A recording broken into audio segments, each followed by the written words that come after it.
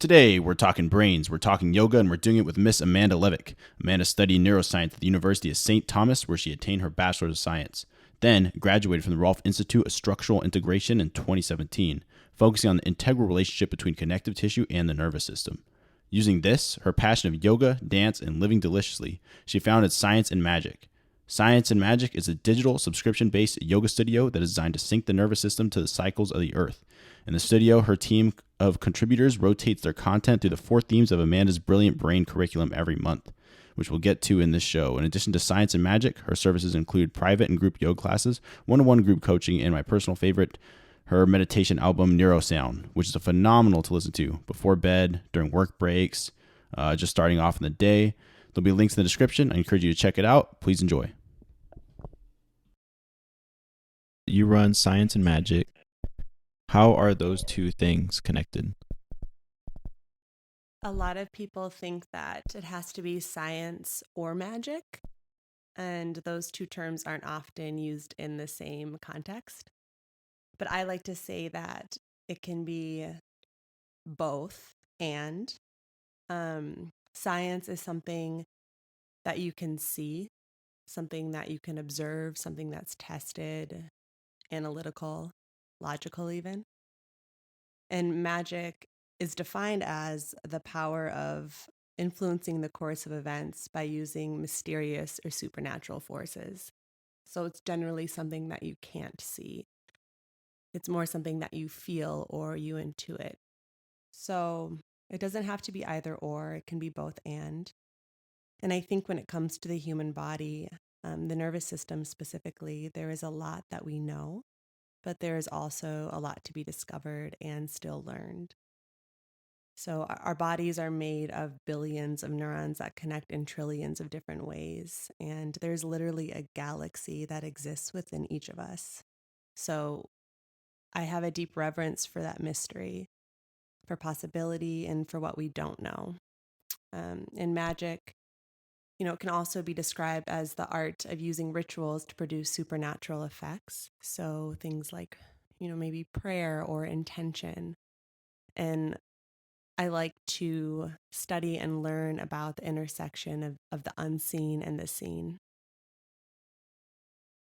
I see. So you kind of have a mix between the science aspect and then sort of like a metaphysical approach, and belief in something higher, or does like having a galaxy within each other, is that like based off of science reasoning, like mathematics, or is that like a spirituality? It's a little of both, but in a scientific context, the fact that we have billions of neurons that connect in trillions of different ways, there is literally so much variation within each human being. So to conduct a scientific experiment, we can take out a certain number of variables, but the way we're perceiving our environment is so different. So there's a magic to it. There's a lot that we don't know. And I think the magic is having a reverence for that, of saying, I don't know, that there's mystery to each human being. And there is room for the metaphysical, or for the space energy, as you would call it. And I see energy as the movement and the flow of ions along axon potentials in neurons. So energy is what flows through our system. It's what makes us uniquely us. So I like to have both. I like to be analytical, and I like to have space for mystery and to push the creative edge. That's where the questions are asked. And I see the human body. I like to know the science, but I also love the art of the human body and love the unknown. So I like to hold both of those things within spaces that I curate and things that I write. It's kind of like making science beautiful, or, allowing mystery within it. Yeah, I see what you're saying, and that's something that was really attracted to when I first started looking into your work. A lot of modern heavy scientists, they don't want to acknowledge any sort of like spiritual side. It's almost like science and magic in modern day society don't really intermingle or intermix. And if you're an advocate for one or the other, you don't really use the other side or see the other side's viewpoint. Yeah. And when I say the term science and magic, I find that people's eyes light up. They're like, I want that. I want to know that. I want to be in that space. And it's one that I desire to be in as well. And with, studying neuroscience during my college years, I really, really enjoyed the act of learning the science. There's something validating about it or fascinating to sort of prove with our eyes or with statistics what you know in your heart to be true. But there's also a dryness or like I would get, yeah, sort of, I don't want to say bored, but antsy. I wanted more. And there was a magic to it. And that's why I was drawn to neuroscience. And but it can feel dry on a day-to-day basis too. So I like holding both of those energies, and I like that the terms can be next to each other. So you studied neuroscience for many years. Do you have you ever like looked at like the cosmic like proportions of that? Like I know there's things like the web of universes or something like that, which is they found is like a 1-for-1 image of a human being's brain, and this is like the biggest thing in the universe, and it's modeled exactly almost mirror to something like our brain. I haven't seen that specifically, but it makes me smile, and it's definitely in resonance with how I feel about the brain and our bodies. Yeah, for sure. Another one of your it seems like one of your phrases is to live deliciously. What does that mean? Is that like your outlook on life, like an all-encompassing term? That is the intention that I hold for myself and for those who engage with the work that I put out in the world. So, whether it's coming to a yoga class or subscribing to my online yoga studio or going through a course or working with me one on one, the intention that I hold is for those that engage with the work to live deliciously. And that really means experiencing each moment with a childlike wonder. It's being courageous and playful enough to experience the world through all of our five senses. It's understanding that it's a privilege and an honor to be inhabiting our bodies and letting ourselves really fully embrace whatever arises. So, living deliciously is not surviving, it's not getting by, it's not pushing through, it's allowing and letting go and enjoying and just being, letting ourselves be human. We rush so much these days. We're always looking to the next thing, and we're striving to reach our goals, which isn't bad, but we often miss the now. So it's letting ourselves be in our body through our five senses right now and really enjoying the present moment. Yeah, definitely. I think just looking around in everyday life, you know, you see that it's a just a miracle to be living in this moment. Yeah, Um, definitely. And, I want to acknowledge too that inhabiting our bodies, it isn't always a light and fluffy experience. Sometimes it can be painful and uncomfortable. So, living deliciously is also giving ourselves permission to feel our emotions and letting ourselves be with our shadows, but then trusting that they have something miraculous to teach us. So, it's really just being in the human experience for whatever arises within that, and that and brings a lot of joy to a lot of people, zooming out and seeing the bigger perspective of things. so in your neuroscience studies, you studied the relationship between connective tissue and the nervous system. What was your appeal to that, and what did your studies bring about? This was after college. I went to the Rolf Institute of Structural Integration, and we work with connective tissue and fascia, and we work with our hands. It's body work. And I'm a somatic learner. So that means that I learn from experience by feeling, by being in my body. So a lot of times learning visually or listening isn't, the learning doesn't sink or doesn't land. And this is where, in college when I studied neuroscience, I also studied dance. So I was able to learn about the nervous system and go experience it in my body via dance and movement.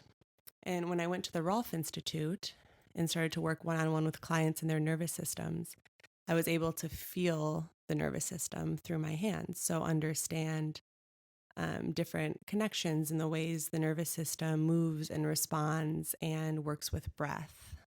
And I think, if anything, it brought me back to my fascination of the nervous system from an embodied experience. I see. So, this breathing and the effect it has on the nervous system, is that what initially got you into yoga? I was practicing yoga. I've been practicing for about 9 years now. So I was practicing before I went to the Rolf Institute. And I've been doing that for years.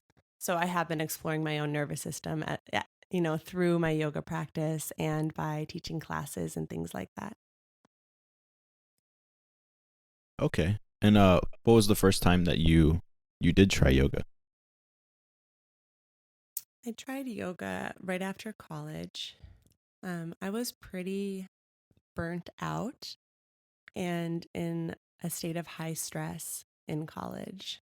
I didn't really know how to, even though I was studying about the nervous system, I didn't have tools to calm myself down, to live in a state of ease, to live deliciously, really.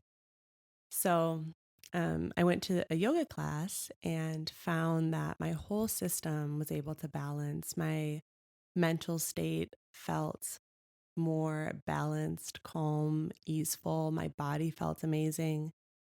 So it was really, it was a tool for me to find a state of balance when I was in a state of high stress. And I never really looked back. Ever since then, I've been practicing, 3 to 6 times a week. Yeah, and that seems like such a good alternative to being in a highly stressed position. I noticed that it's become more and more common to give pills or medications to try to relieve this stress.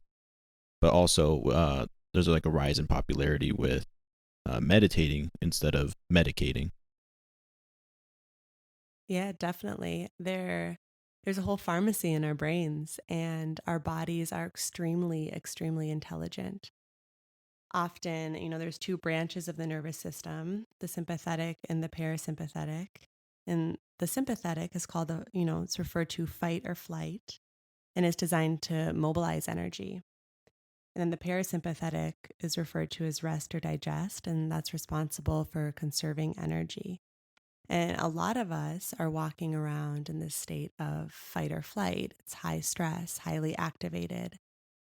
And, we can learn to interact with our nervous system in ways like meditating, becoming present, being with our breath, practicing yoga.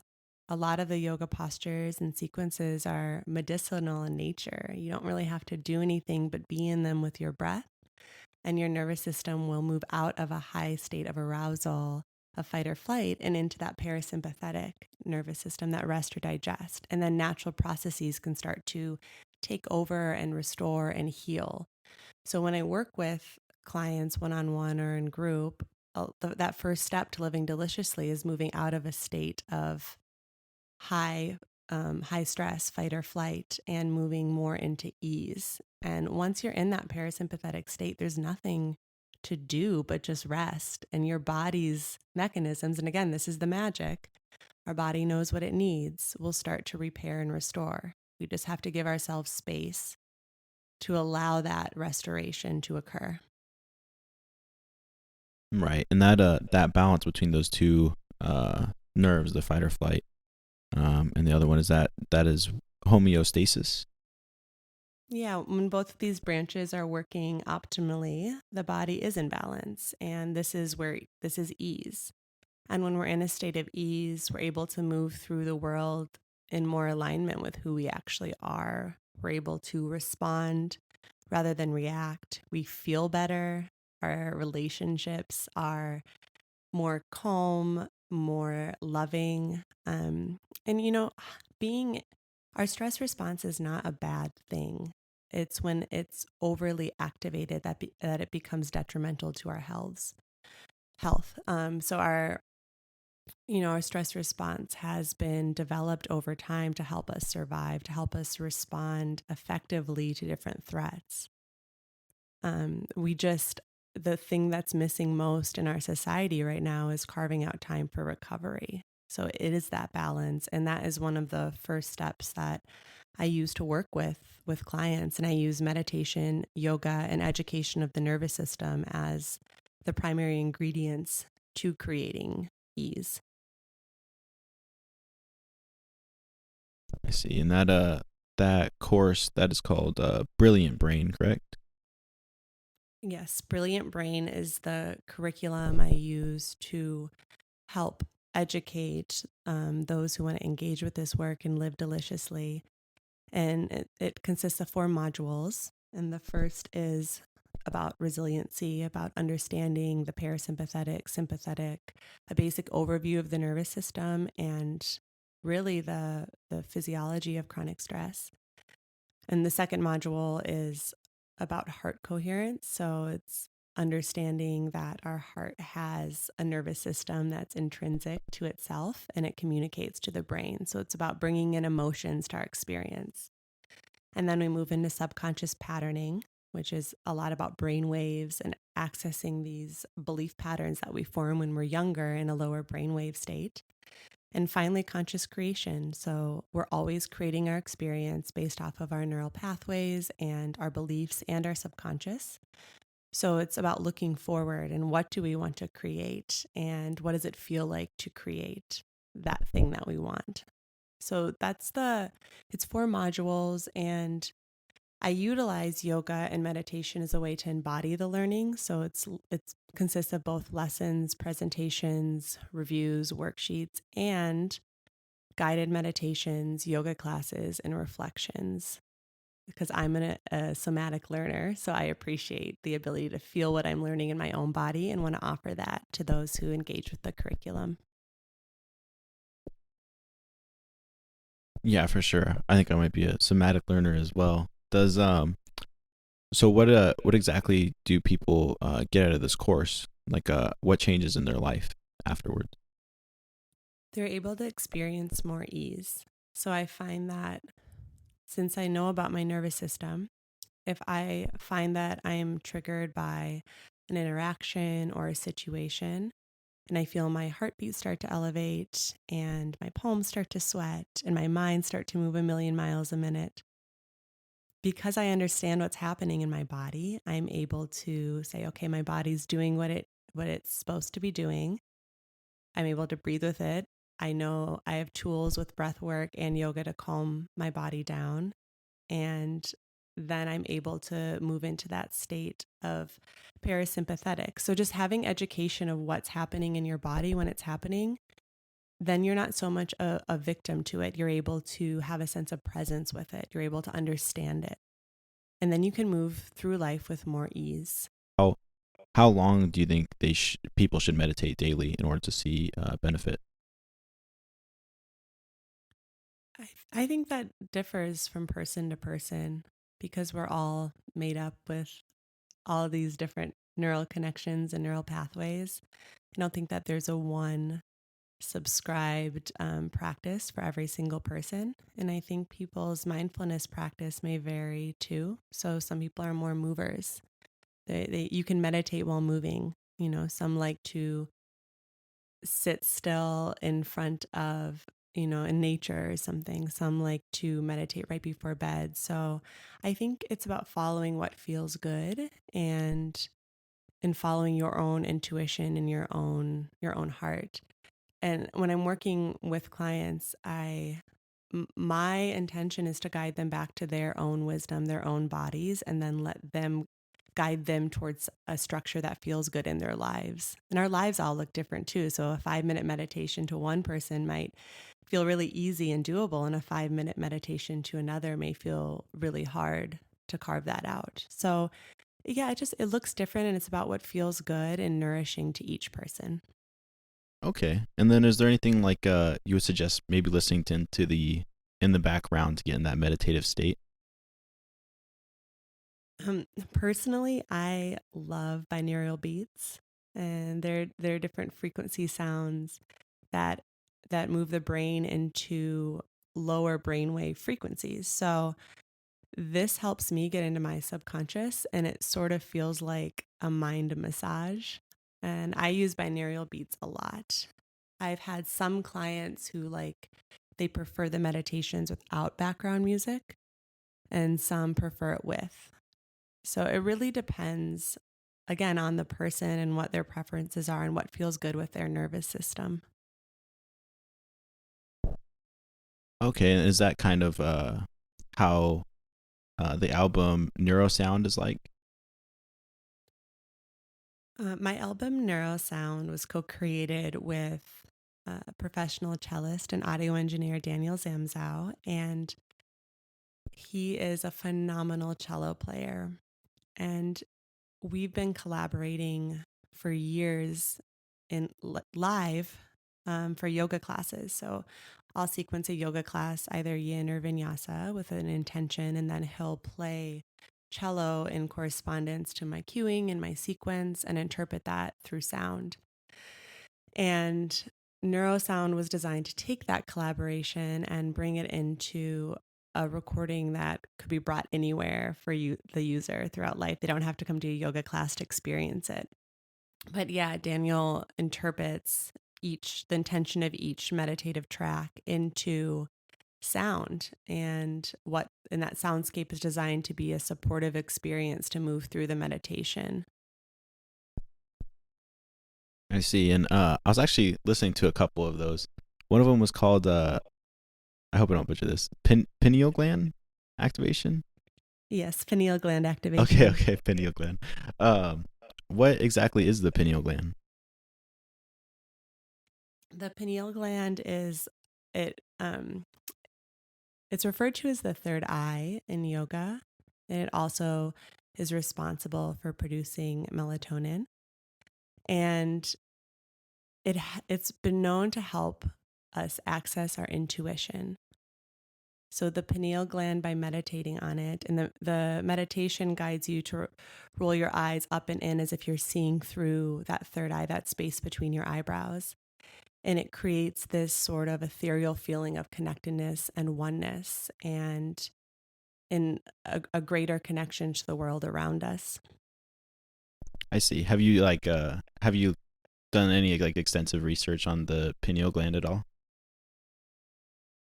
Not extensive, no, but I know that it was something that was accessed and revered by ancient civilizations. And so I have a deep fascination with it and so much more studying to do, both embodied, experiencing my own, and research as far as learning about, different ancient civilizations and what they did to access it, and also the science behind the gland itself. So there's a lot more learning for me to do, but it's definitely something that I'm fascinated by. Okay, yeah, yeah. I'm definitely fascinated by it too, and I've seen.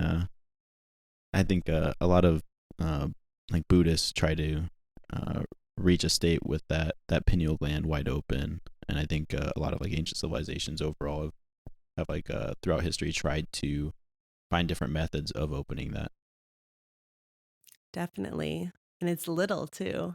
And I've I've done reading too that um there's things that calcify it. So there's different healings that you can do to decalcify the pineal gland. And it's something that I've been exploring in my own body, and I can't speak enough to what works or what doesn't, but it's on my radar as a part of my body that I'm exploring and learning to inhabit more.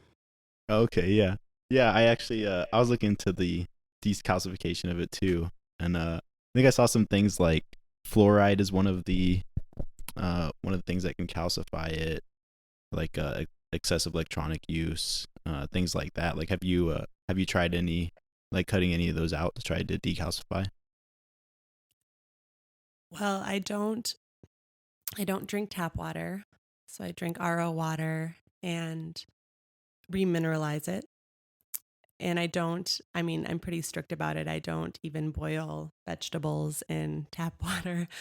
Um, but I do, if I go out to eat or something, of course, then I'm using the tap water from different restaurants and things like that. So I'm not perfect about it. And With technology, that's a constant conversation that I have of what feels healthy to engage with. I do have blue blocking glasses that I use when I'm on the computer, and I have a pair for the nighttime too that I use.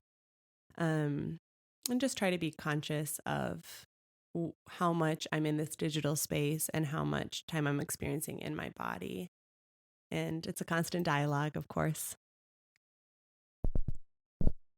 Yeah, for sure. I yeah, the pineal gland stuff like really fascinates me. And I've heard of so many like different methods of trying to decalcify between yeah, like the not drinking the tap water, that kind of stuff. But I've also heard of like accounts of people staying in dark rooms for like 3 or 4 days to try to activate this gland. Do like fasting and different methods like that. Yes, there's all sorts of stuff. I've heard that about the dark room too. Are you gonna try it? Probably not. um, yeah, what was your experience with the meditation like on the NeuroSound track? It was really good. I was listening to it at work, which I probably shouldn't have, but uh yeah, I haven't had a chance to listen to it in a nice relaxed space yet, but it definitely even in a not relaxed environment relaxed me. Beautiful. Yeah, but on the description in the user manual, Daniel and I came up with it feels like sunlight on white snow. Holding your eyes up and rolling them in can feel sort of like a workout, and it feels really bright. So just like sunlight on bright snow, there's a clarity and there's brightness and there's light, and it's beautiful, and it's also can feel a little like a strain or a workout because you are toning that ability to connect to your third eye. So there is a sort of effort in that meditation. Yeah, almost like magic. Exactly. Yeah. Okay, so when we talked earlier, you mentioned you use DuckDuckGo for browsing. Like what else do you do for privacy? I cover my computer and all my devices with a easy little camera cover. Um, I don't use Siri.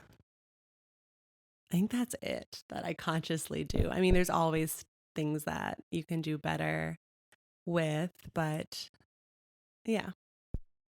Okay, have you like do any of your friends think like you're schizophrenic for that? No, I have a lot of people actually ask me when they see the camera cover. They're like, "What's that?" And so I share it with them. And I mean, I just ordered mine off of Amazon. It was like a 6 pack for $8 or something. And at first, I had tape over, but I wanted more of a, I don't know, professional look. So they're actually little covers that you can slide, so you can choose when you want to engage with your camera. And so I have people ask me, and they're usually like, "Send me the link. I want to order those." So there's an innate feeling of, yeah, I want that. I want my camera covered. Okay, yeah. Yeah, I'm rolling with the tape right now over the camera, but yeah, I've gotten accused of it all the time for like not wanting Alexa in my house or like other wiretap stuff like that. Right. And I think to a degree, just having, even if Siri's off, like I'm conscious of, I don't know, that Siri is off, but sometimes Siri will just randomly turn on my phone and like say something when I didn't have it on. So yeah, it's something that I'm conscious of for sure. Oh yeah. Yeah, my mother, I went to visit her recently. She has Alexas all over her house and she was saying something about the dog food was running out and then Alexa comes on and it says, "Would you like to add dog food to your cart?" It's like That's so futuristic. yeah, yeah, I We mean, used to watch cartoons about this when we were younger. yeah. Yeah. Um, let's see. So where do you see your brand in 5 years? I see a community of people in the digital space subscribe to science and magic and having conversations about the content and being able to engage with it from the comfort of their own homes or while traveling. But I really see it as a digital community of people who are interested in anything related to science and magic and the crossover. I also see myself continuing to work one-on-one with clients. And that's really where a lot of the magic happens. Like the subscription is about syncing the nervous system to the cycles of the earth. And that's a really powerful practice. But when I work one-on-one with clients, I'm able to really cater the material to them individually.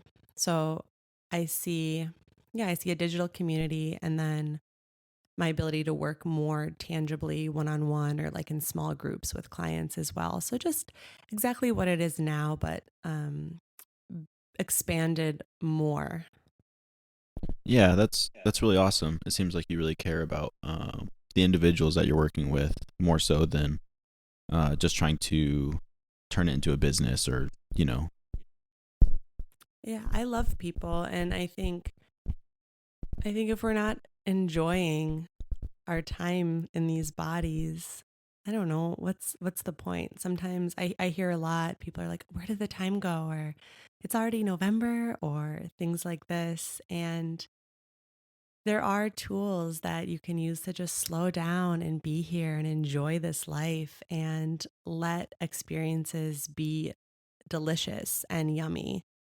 So it's such a joy for me to provide resources for people to connect to their brilliant bodies and their brilliant brains, and to each other. I think I think we're here to be in these bodies. So I love doing it. I love this work. Yeah, for sure. Have you have you ever tried meditation through like sensory deprivation tanks or like hyperbaric oxygen tanks or anything like that? I have not. I have been curious about float tanks. I'm a bit claustrophobic, to Oh, be oh, honest. So, but I am curious about it. But I haven't done it myself. No. okay. Yeah, I just figured that would be like up your alley. Yeah, it is. There's so many things I want to try and do. It's just like, yeah, slowly but surely, I will have all of these experiences. So how many people do you usually have in your online yoga classes? It really varies, and it varies to how they're interacting with it. Um, the beauty about being online is that anyone can tune in at any time. And I love that. And I have friends all over the world. So it depends, if they're engaging with a Brilliant Brain curriculum, it might be a small cohort of 6. The virtual subscription program shifts and changes every day. More people subscribe or people don't, but that's unlimited. It can have as many users as who want to engage with the work. And then individually, same thing. So like it just depends. But the beautiful thing is the classes are recorded and they can be experienced whenever they want, however many times the user wants to experience it. So it really just depends. I see. Um, so you seem like this kind of type. Have you ever looked into like any like conspiracies? Like, do you have any like favorites? No, I don't. I can't really bring any to mind right now. I do enjoy learning about different ways of thinking or different perspectives on things. But at the end of the day, that can be, you can get into a rabbit hole doing that for sure. And I have gotten into documentaries and things like this. And I can't speak to anything because like I said, I don't study it, or I'm not articulate about what I'm learning. But I do like to know different ways of thinking or different perspectives or different possibilities. But I always bring it back to this moment right here, right now, because I find that if I get too much into conspiracies, my mind starts to be operating from fear. And then I move through my day from that state of fear. So it's like a nice balance, right? It's like, okay, I should know this and I should learn this and I should be aware of this. And I still need to be in my body in this moment right now. practicing ease and practicing love. So I do like to learn. I like to know for sure. And I think keeping our mind clear and keeping our nervous system calm and our wits about us is important. So a lot of my work is bringing people to their intuition and to their body and their instinct. But no, I can't speak into any specific conspiracies. Okay, so you don't think Epstein killed himself? Yeah, I'm not sure. Oh, okay, all right. Um, what so what exactly, if it's not too personal, what exactly do you think happens? We're living in this moment. What happens after our body decays? Hmm. Yeah, that's so death, right? This Yeah. is like a after, yeah. My personal feeling is that we are the energy that resides and flows through these physical bodies, and that we're a part of a much larger consciousness. So I don't think that we go away. I think we rejoin into that consciousness or that energy, a different frequency dimension, and um, either I don't want to say like reincarnate, maybe reincarnate, but I think that the energy of which we were, some people may refer to that as soul or spirit, becomes a part back of its home, back to that original state of being or consciousness that's not in 3D physical form. I don't know if that makes sense. Yeah, I think it does. There's a lot of different theories that align with that way of thinking. Mhm. See, so what is the most recent project that you've been working on? The Science and Magic subscription was relaunched in September. So originally it was me teaching yoga classes and users would subscribe to my classes. But I expanded the program to include contributions from a team of experts regarding science and magic content. So now I have a team of yoga instructors. I also have a ritual master. She's from the lineage of King Solomon and she practices Celtic shamanism. So she offers earth based rituals every month based off of the pagan calendar. And then I have a mindfulness expert and neuroscientist from the Bay offering, she's also a dancer, movement for the nervous system. I have a Chinese medicine practitioner, neurological acupuncturist who offers lifestyle advice from Chinese medicine or the Chinese perspective, and a dream oracle. So I have this team of contributors who offers wisdom based off of what's going on in the earth and the cycles of the earth at any given month. And then the yoga teachers sequence according to that wisdom or that advice. And that is my current focus right now is, the little technical snafus that'll happen. I know how to record, but, training them in and recording and spreading the word really of what that is and how powerful it is to sync your nervous system to the cycles of the earth. I've always loved curating experiences. I used to be a show producer, I was an event planner, and I'm taking all of those skills and forming, holding space for a digital community now. That's not just me teaching class, it's really this team of people sharing their wisdom and their advice. And so I'm fostering that community and then holding space and intention for those who subscribe to it. I see. Yeah, that sounds like a really, really interesting team of people, especially the whole. You said, was it a lady or a man from the lineage of King Solomon? It's a woman, yeah. Her name's Okay. Erin. She goes by the Gold Runner. She's really incredible. Yeah, that's crazy to track your lineage that far back.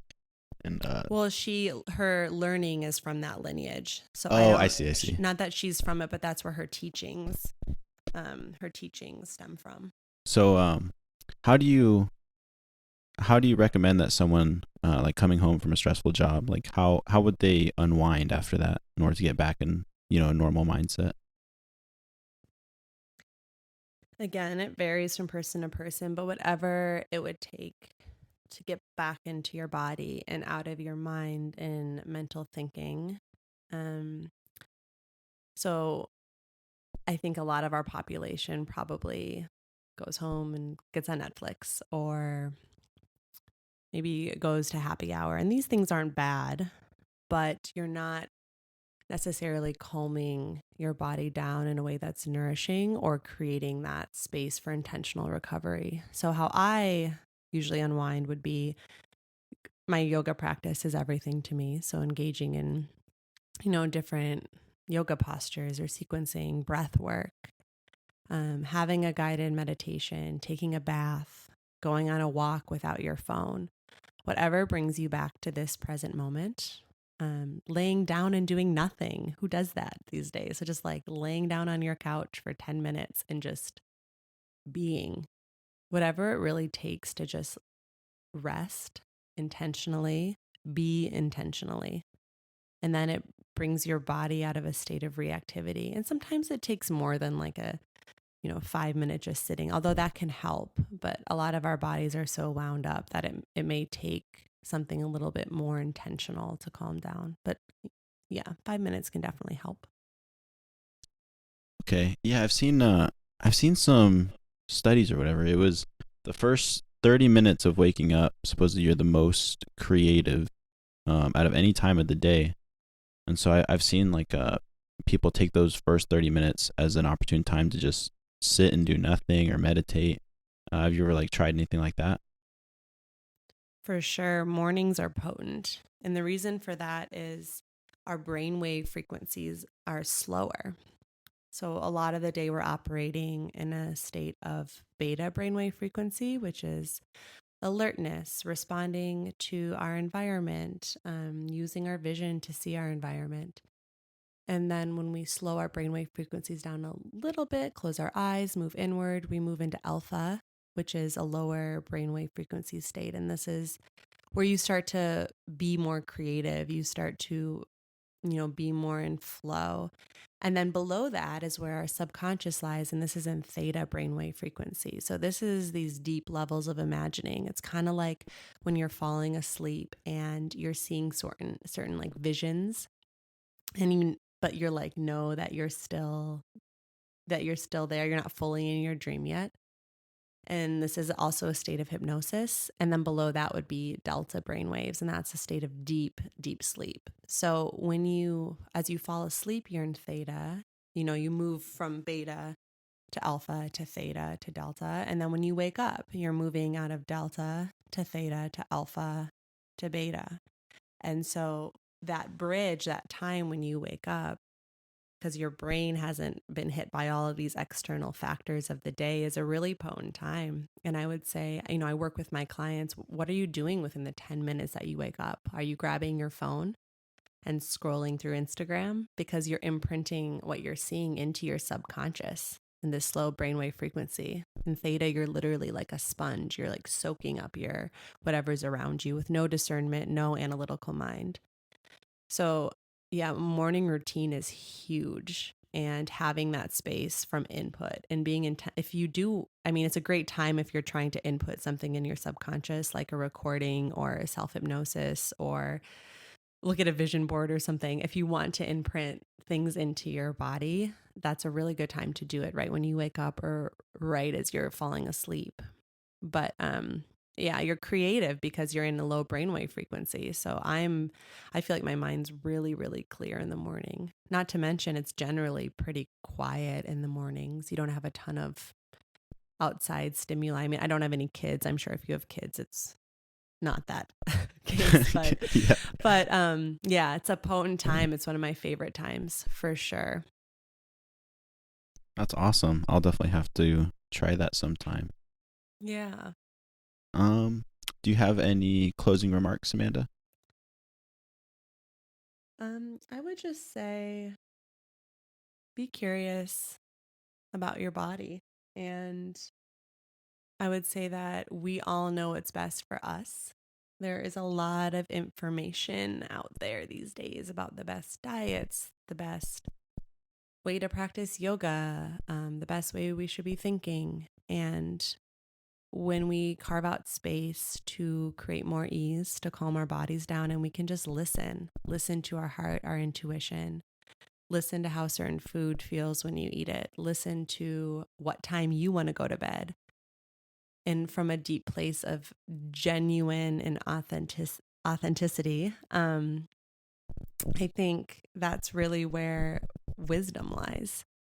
So it's not about, I'd say, searching for places outside of yourself. I mean, of course, listen and research and read, but at the end of the day, you know your own galaxy, you know your own makeup of neural connections. You're seeing the world completely differently than somebody else. So I would say don't never discount the wisdom of your heart and your body and your nervous system and your brain. And being in these bodies is a privilege and an honor. And yeah, live deliciously. Awesome. Yeah, we'll be sure to live deliciously. Um, Yeah. All right. Well, thank you so much for the interview. It was really good having you. Yeah, thank you for having me.